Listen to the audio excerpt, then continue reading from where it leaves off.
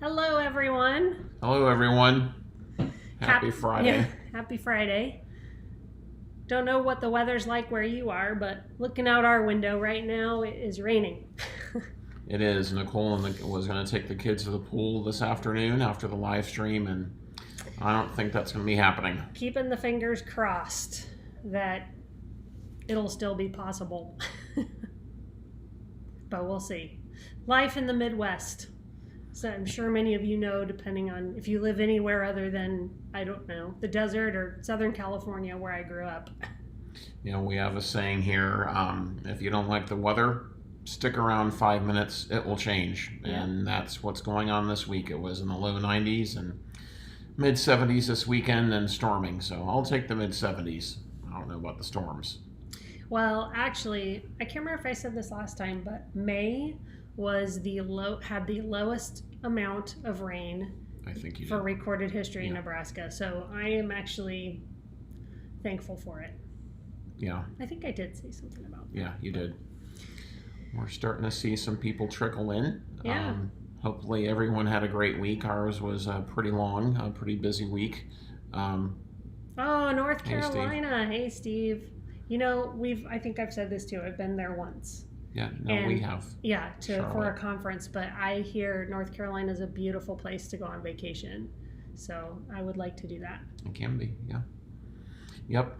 And as people are trickling in, I just wanted to do a little housekeeping before we get started on things. We will not be live streaming the next 2 Fridays. Next Friday, our oldest, our daughter, is going to be going to band camp next week, and so Friday we will be picking her up, and so not around. And then the following Friday we're going to be in Florida visiting my mom and her husband.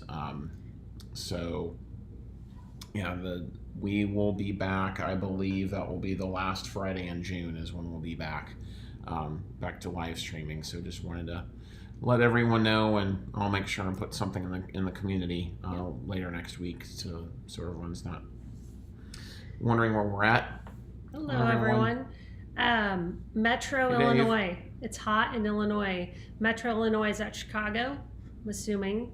If so, we love Chicago. John has My whole family's from Chicago. Yeah.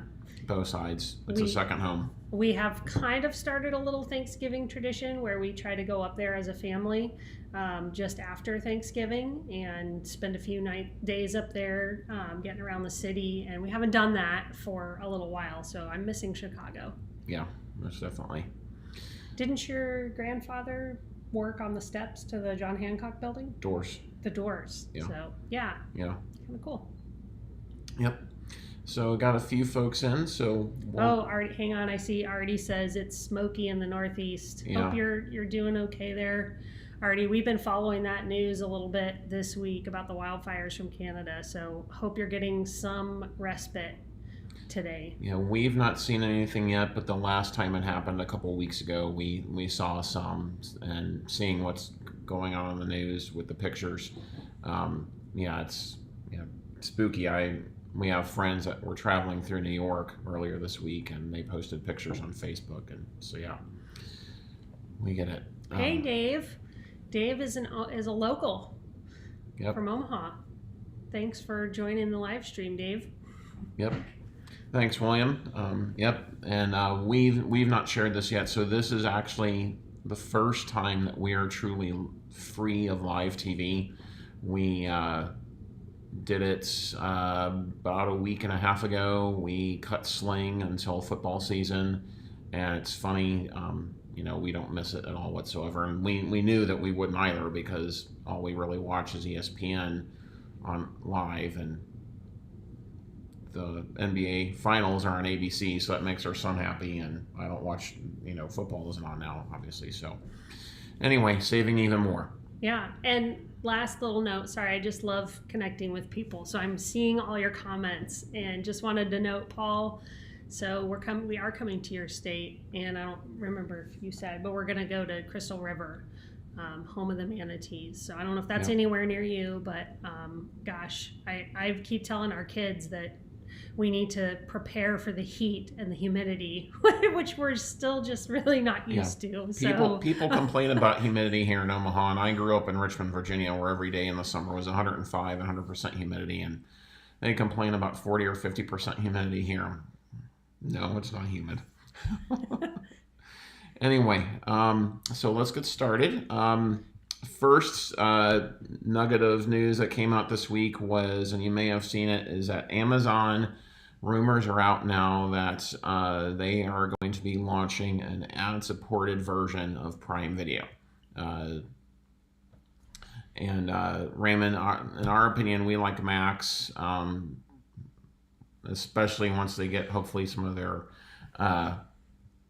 issues worked out, some of their kinks from launch, and their ads we're not a fan of, because so much of their stuff was created without ads in mind. So anyway, sorry, you said you like Max. Yeah, better than Prime Video. But if you have Prime, if you're a Prime member, do get on there and check out some of their original stuff is good. And if you're already a Prime member, it's free. So definitely try it on a TV. I found on the computer it is not easy at all to navigate. So they're going to be launching supposedly a ad-supported version of Prime Video. There's been no concrete discussion of what pricing is going to look like.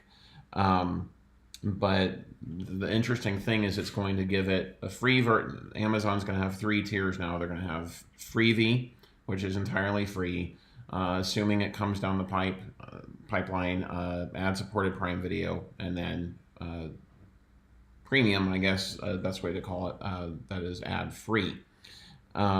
It would be video only, and you would not get other benefits of being a Prime member, like free shipping. And Streamable reported this week that Apple has hired, or that Amazon has hired execs to help with ad-supported streaming experience. They would be helping with planning the price for these 2 different tiers now. And sorry, you talking about Apple? Yes. Yeah, just the note there. The reason I wanted to bring up that is that if Amazon's doing this, it seems likely that Apple could as well. As we've mentioned, the whole streaming space is going this way. And so with Apple hiring executives who have experience with ad-supported streaming plans, that seems just logical that they'd also be looking at raising the price of their premium, their current plan, because it's still pretty cheap, and then introducing a ad-supported plan that maybe is like at the current price, and then they'd offer something without ads for like $10 a month, or I don't know. I'm just spitballing that, but and Raymond, I've only seen 1 or 2 headlines about that, about the takedown notice for Prime Video and the Lord of the Rings series. So I don't really have anything to say on that. But it's definitely interesting and worth watching from the very little bit that I have seen. Curious if any of you have watched that Rings of Power series. I did, and I really liked it. I know some people did not. I thought it was really entertaining and overall fairly well done. I'm looking forward to the 2nd season. And I'm not a fan of it. But no, he's not. Nerd alert is typically what I say lovingly. But also with Amazon Prime Video is that there's been talk now that they could be making the ad-supported versions of both Max and Paramount Plus available through Prime Video. We typically prefer to go directly to the source, but hey, it's whatever works for you is great. And one thing to keep in mind is that Amazon bought MGM for $8.5 billion last year. That finalized, and they plan to invest $1 billion to produce content, and 12 to 15 movies a year for theatrical release. So Amazon really is ramping up investments in the content creation, and it would make sense that given that services make more money from commercials, then more eyeballs means more ad revenue that they can make.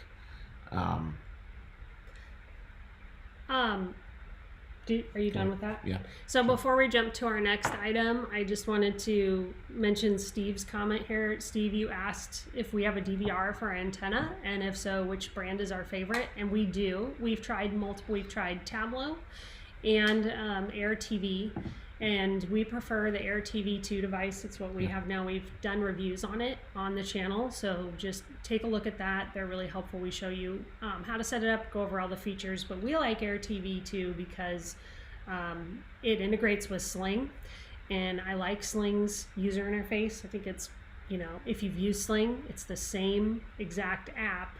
It's just once you connect an AirTV device to it, it pulls your locals into Sling, and you can have a free account with Sling and take advantage of this.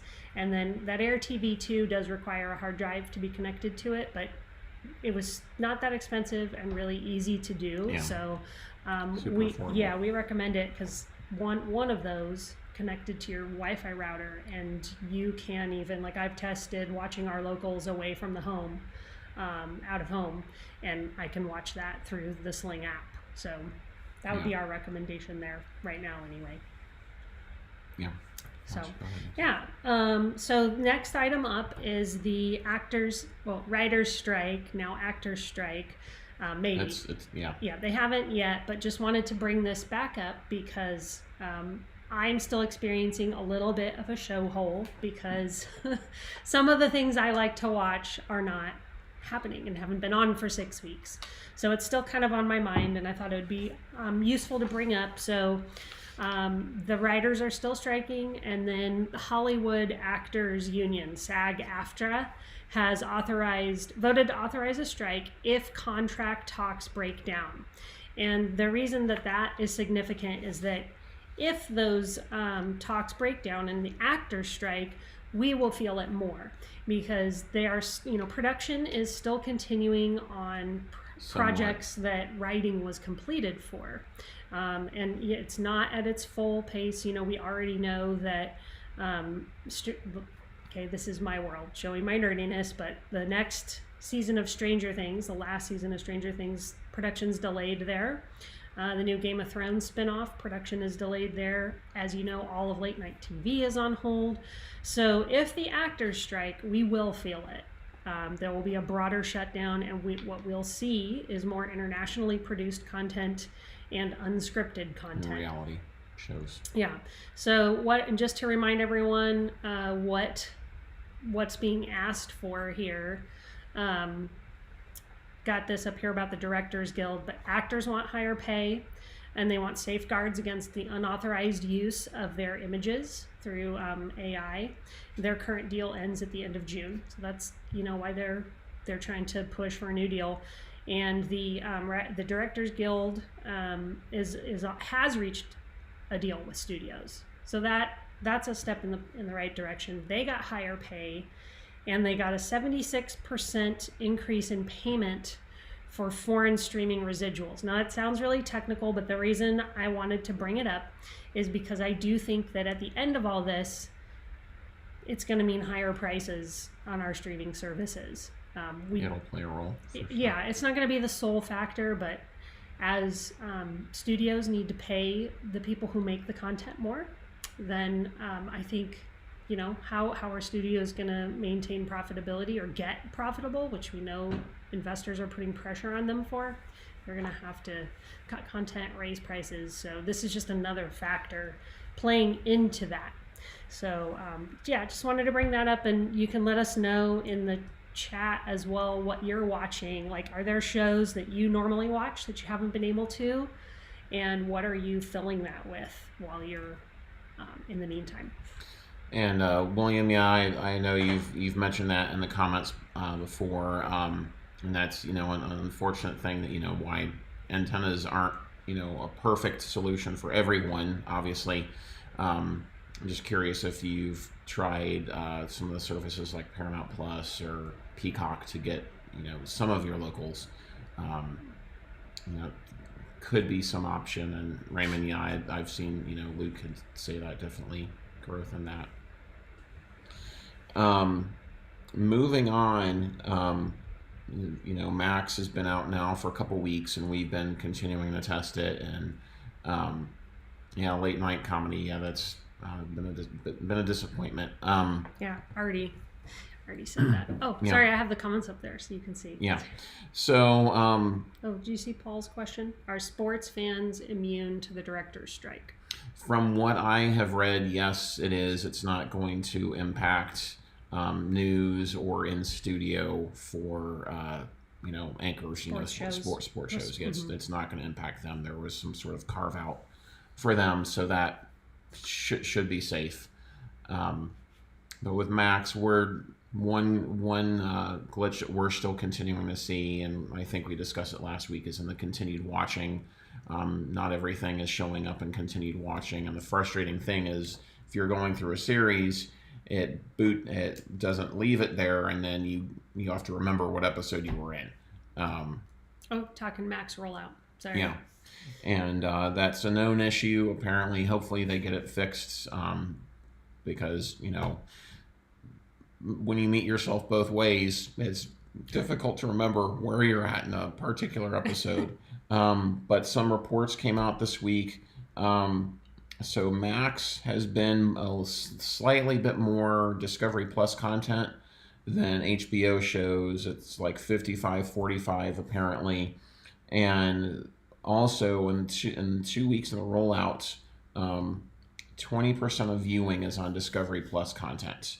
Which means 80% is on HBO. Is on HBO. So, you know, they obviously didn't bring everything over from Discovery Plus.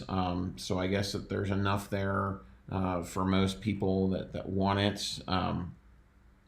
And there have been more episodes of many Discovery Plus shows and more Discovery Plus shows because Discovery has multiple channels in their library, and content is cheaper to produce than what HBO is creating through their originals. So that's just going back to this.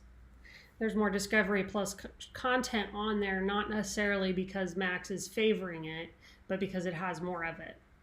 Yeah. So. Yeah, and the other interesting thing is that there's been less content. There is less content currently on Max than there was on HBO Max. And, you know, they really rolled this out, really pumped it up, but there's less content. And which probably comes from their, they cut content. Yeah. And we'll talk about this a little later because Disney did the same thing. But these media companies can cut content that's already been produced as a tax write-off. And, it amounts to quite a bit of money. And again, it goes back to them just trying to be profitable. It's not great for us, especially if something you were watching or you liked was cut. But that is the why behind, what they're doing. For sure, Raymond. It's still standalone. And Discovery Plus. Yeah, still standalone. And, I don't know why they would turn it off because it's another revenue stream for them. But just in researching for this topic, I did read that initially WBD's plan was to scrap Discovery Plus. They were just going to meld it all into Max and have it be one. Yeah, that's but they realized that it was one, too different, and two, a good budget option for people. We knew that. And but not everything is bad with Max. Their logins were up 70%. Now maybe that could be the marketing that they put behind it, but who knows? And yes, Raymond, definitely many services are cutting content. That's a huge part of them trying to become profitable. And Paul's asking if Warner Media will move NBA, NHL, and March Madness games to Max services. That's a good question. It is, and it's certainly possible. There have been rumors of that. And their executives have hinted at that they do want to include live sports and news on the platform. And then now especially that TBS and TNT, or at least one of them, isn't showing new content. It's just reruns, basically. And so it's certainly possible, and given what the NBA has done to where only the finals are available over the air, and where the NFL is tiptoeing around moving some games for the playoffs to streaming only, it's certainly possible that they could do that as a means to make money, and drive subscribers. And so yeah. So talking about sports, you want to go into? Sure, yeah. Okay, so you guys know we've been talking about ESPN the last couple of live streams, and the fact that they are pursuing launching ESPN as a standalone streaming service. Last time we talked about what could a price point be for that, and I think we said it could be anywhere from what, 20 to 40? 20 to 45. $20 to $45. And you know, we don't have any updates yet on what the pricing would be, but we saw some interesting articles this week that we wanted to bring up to y'all, and that is taking a different look at it.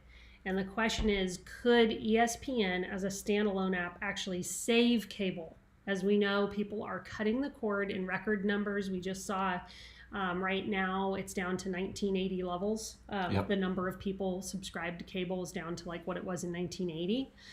That's 43 years. So things aren't good for cable, but how could ESPN leaving cable help cable? And the thought on it is, and this is, let me share the screen here real quick, this article from Variety. One second, guys, in case you want to go look at it. It's kind of long read, but getting through it, let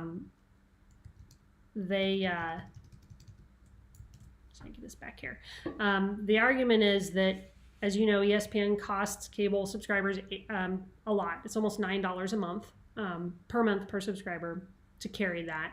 Not offering it lets streaming services like Philo and Frndly keep their cost down. So if ESPN is able to be launched as a standalone app, then could the same thing happen with cable companies? Could they offer packages that don't have ESPN in it and reduce the cost? So if you're used to Time Warner or Cox or you name it, you're comfortable with that, you don't really want to leave, but you don't watch ESPN, could you subscribe to a plan without it for $20 a month? Something like that. I'm just throwing that out there. That's the argument. And making that possible could help Disney stay out of legal trouble, like the kind it got into with YouTube TV. I think this was last year, over forcing ESPN into the base plan for YouTube TV. Some subscribers brought a lawsuit saying that wasn't fair. We'll see. I don't know. It could be good news for cable subscribers. It could be bad for streamers if that goes through, because I think it would likely drive up the cost of the standalone app and put it more in that higher end range. And I don't know. I'm glad I'm not working at Disney, because I think that's a tough problem to solve, to figure out how you can give people this as a standalone service, which there is a market for it, but how you price it so people sign up for it and you don't cannibalize the other places that you have it. So. Yeah, for sure. And I agree. I think 45 would be laughable. I personally would be fine at the 20-ish area. That would be sort of even 25 would probably be my top, would be my cap for it, and would only be during probably 4 to 6 months of the year, and would drop it. And Paul, I think you're onto something there. They could definitely drop, Sling could drop the orange package, allowing them to be, still viewed as a discount service. And that's a fair point on ESPN Plus.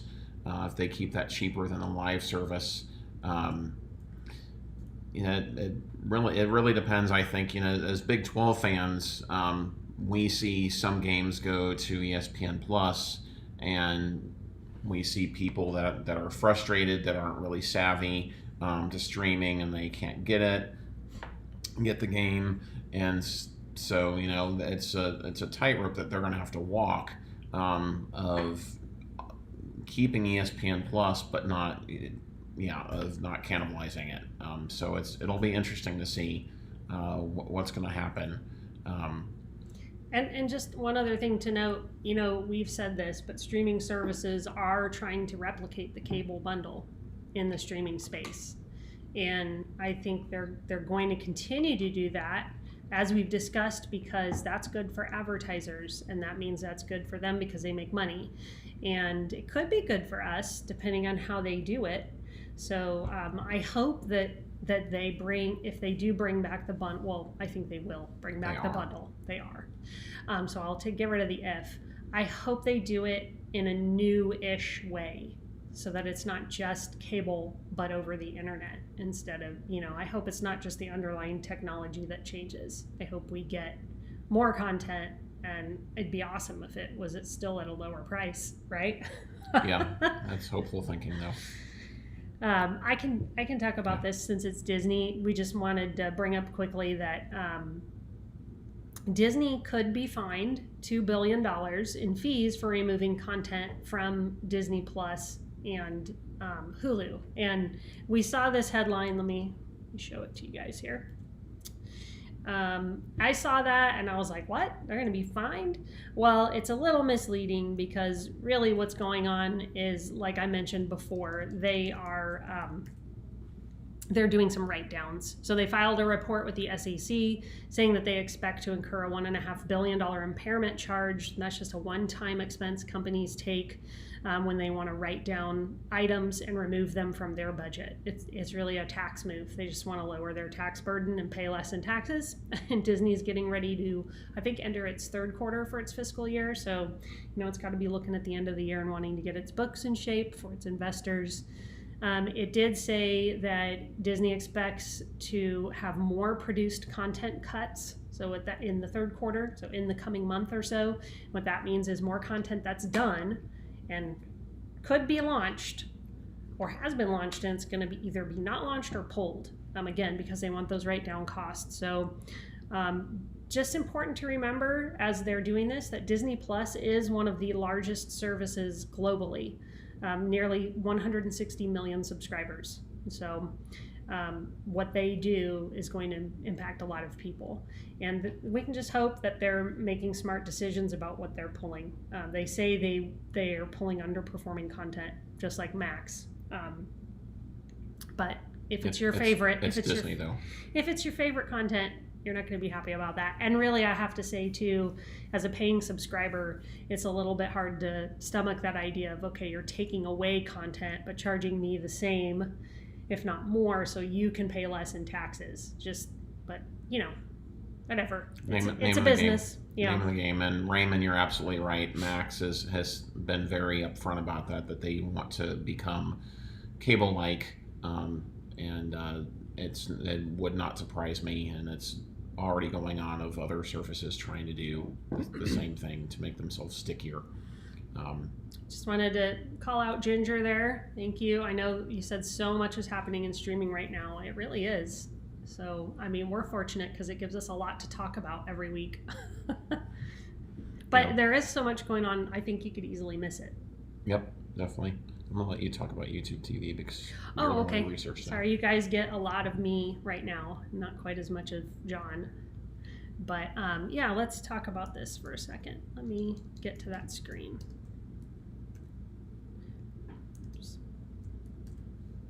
Okay, here we go. We can kind of see this a little bit. So it's just an article talking about some of the things. Oops, sorry, I'm in the wrong screen.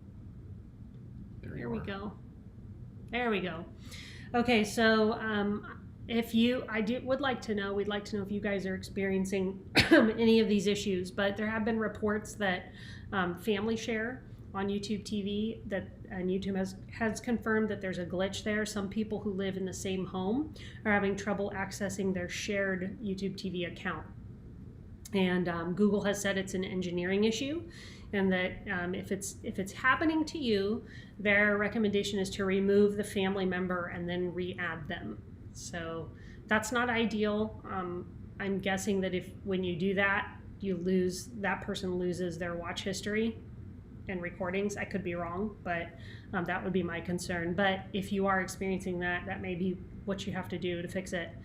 And then with this whole family share problem, I did think it was worth asking the question of, could this be happening because YouTube TV is trying to crack down in advance of the new NFL season and Sunday Ticket, and wanting to make sure whoever is in there is supposed to be watching it, so that there aren't any freebies going on.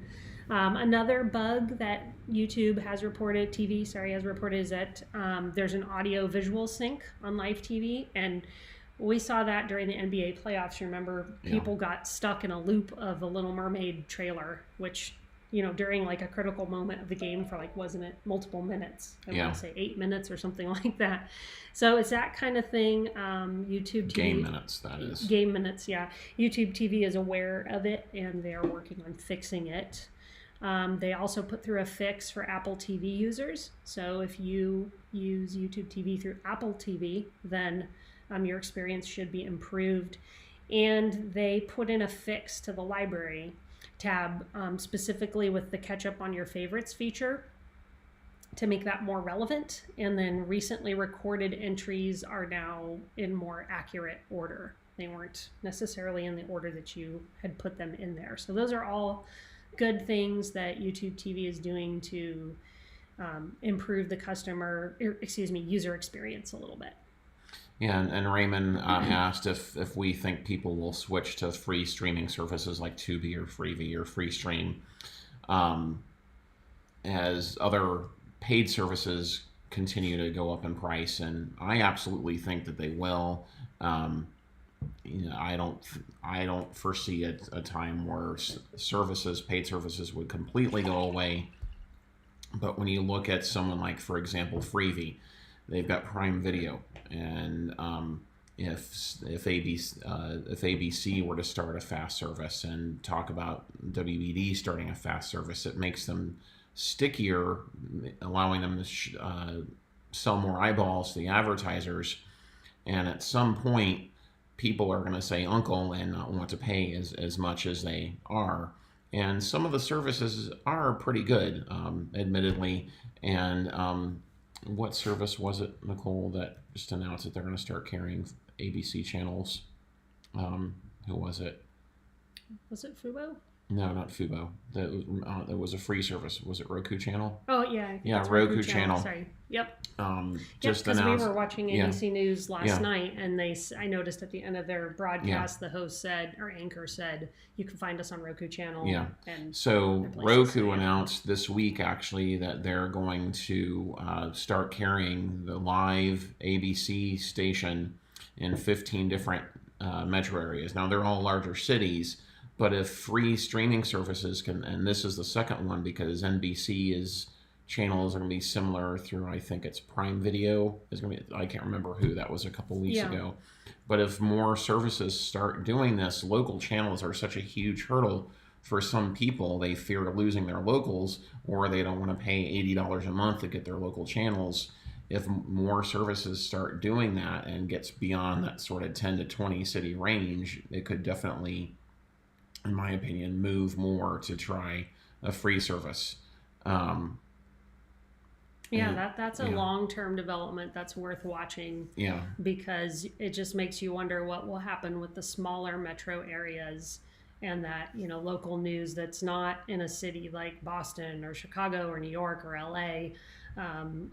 What's going to happen to your local feed, and there's a lot at play behind the scenes there. So I just hope that as it goes on, people with antennas don't lose access to our local news. Yeah. And Damon asked a good question about Sling Orange, about why you can't get a second screen.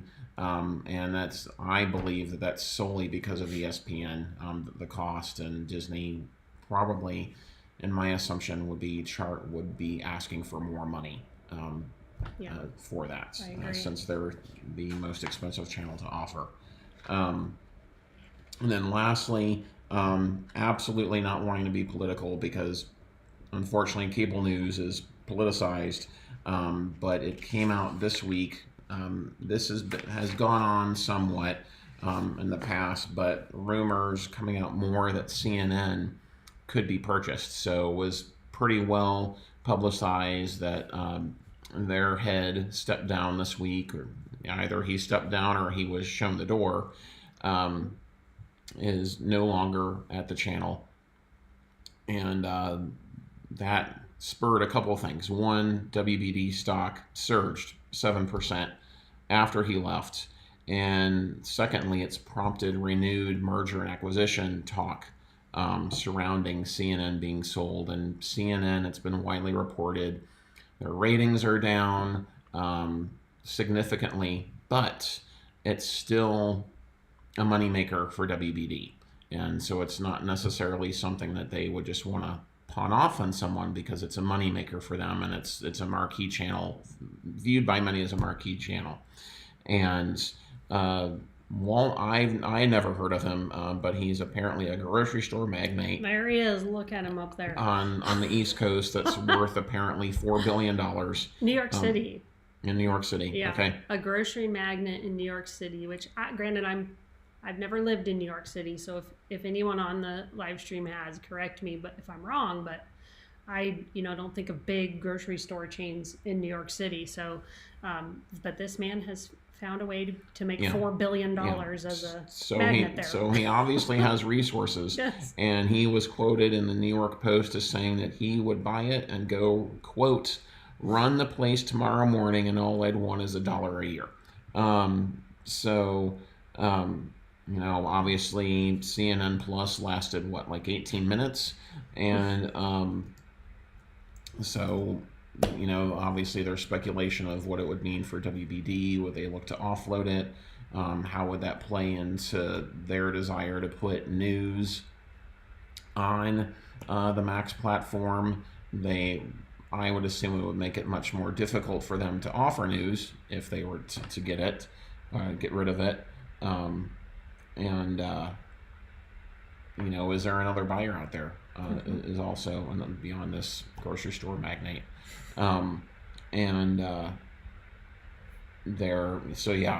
It's interesting to watch.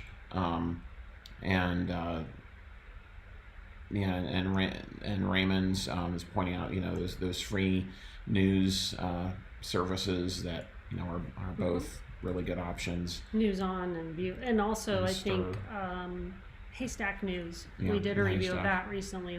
That's been improving as well. Yeah, so it's interesting to see what will happen with that, and how that will affect Max and their future plans. And one other note that I saw this morning, actually, completely unrelated, is Netflix password sharing crackdown has come out in force, and saw on Yahoo Finance and others that their signups are rising quite a bit. So that's good for them, but just interesting to see. Also, just looking at the comments, we had a question in here. I wanted to address it. Paul asked, does YouTube primetime channels have as much free ad-supported channels as compared to Pluto and Sling free stream? And no, they don't. But that could change. We've read that YouTube TV is looking at creating a free service like those, and then offering it within YouTube. So I think that could definitely be coming. Yeah, and I would agree with you, Artie. They do have CNN that has a better reputation internationally, so it's interesting to when we've had live TV in the past, and I just wanted something on, I would put on their international news just to hear what's going on beyond everything that's politicized here in the U.S. just to get an idea. I think it's interesting just from a changing landscape perspective, because I can remember, if we think back to even just the 2000s, CNN, it's hard to imagine it going away. If I felt like every time I went to a doctor's appointment, that was what was on in the office, or if I'd be flying somewhere, that was on in the airports, just as your basic background news source. So it's another sign of how the streaming and cable and news and everything, all of it's changing right now. So. Yeah. And Steve, it's certainly possible in terms of ATSC 3.0. It's possible. We defer to the antenna guy in terms of stuff like this. He really knows his stuff. But I do think that technology is coming, and I just think it's going to take unfortunately, it's going to be slow in rolling out. And once it gets integrated everywhere across America, I think it will be good for everyone because it is a better technology. And I think, and again, like John said, Antenna Man knows this better than we do, but my big takeaway from it is that we would all get better quality, better resolution pictures in our home over our antennas, even if that means that, you know, we would eventually have to buy a new antenna. So yeah, and that's you know, not a bad take there, Raymond, in terms of local news outlets moving to YouTube.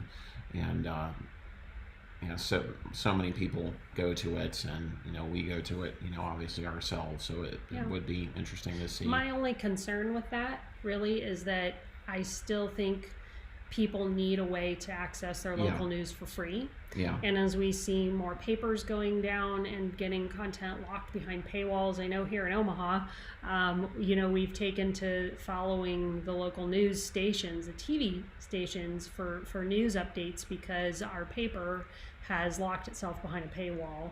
And so you can't get the news that they're putting out that way. So that's my concern, is if, you know, if everything goes to YouTube, which is great, what about people that don't have reliable internet service at home? So hopefully the broadcasters will keep that in mind and still make local news feeds available, because as citizens, we need to be informed about what's happening in our own backyard, right? Yeah. Which you could debate how good local news is at that, but I think we need to keep that feed running. There, now I'll get off my soapbox, everyone. Yeah, and yeah. That's an interesting question, Paul. You put that up there. Yeah, I saw. Do you expect DIRECTV and Dish to merge by the end of the year? I saw a headline right before starting the live stream that the talks have stalled. So I'm not sure why. I don't know if by end of 23, but numbers have to be down for them, and I think that they should, probably, if they want to survive. So yeah. Hey, I feel like this is a great comment to end on. William does not mind K-State. He has no problem with our Cats. That's great. And you think they should line up a game against the Beavers or Cougars? And I say, yes, let's do it. I love it. Absolutely. Love it. Yeah, and we actually found out, it was announced this week, that LeBron James's son, Bronny, which I'm not a LeBron fan, being from Chicago, eat, sleep, and breathe. Yeah, we're Jordan. big Michael Jordan fans in this house. But anyway, he's committed to USC. His first collegiate game is going to be against K-State in a tournament in Vegas next season. So our son, our middle son, is pretty excited about that because he wants to see Bronny go down. Weren't there rumors that, and forgive me if I'm wrong, were there rumors that Gonzaga might join the Big 12? Yes, we're actively basketball? going after them. So I thought I saw a Zags fan in the chat earlier. So yep. So just as we're wrapping up, just as a reminder, guys, we won't be live streaming the next 2 weeks. We'll be out of town both of those weeks, but the 30th, so a week before the 4th of July, which is crazy to think, we will be back with a live stream. We will still have new videos going up on our channel, though. So you can still keep look for those notifications. I'm sure you guys are all subscribed, but if you haven't, just remember to do that, because then you'll be notified when we push out a new video. Yep. Thanks, guys. Have a great weekend. Bye. Bye.